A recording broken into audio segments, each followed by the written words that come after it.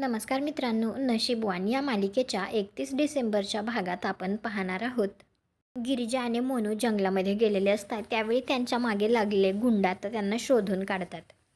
त्यावेळी आता ते गुंड म्हणत असतात, पकडा रे या दोघांना, यांना मारण्याची ऑर्डर आहे. गुंडांनी तर आता गिरिजाला आणि मोनूला घेरलेलं असतं. त्यावेळी आता गिरिजा खाली बसून हातामध्ये माती घेते आणि ती त्या सगळ्या गुंडांच्या डोळ्यामध्ये फेकते आणि तिथून आता मोनूला घेऊन ती पळते.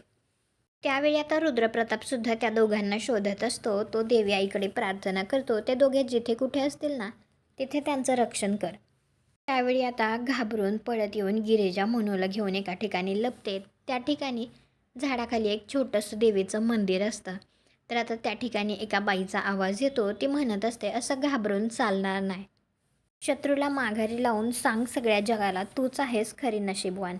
तर आता तिथे एक घंटी बांधलेली असते. ती घंटी आता गिरिजा घेते आणि त्या घंटीने आता तिथे सगळ्या गुंडांना मारते.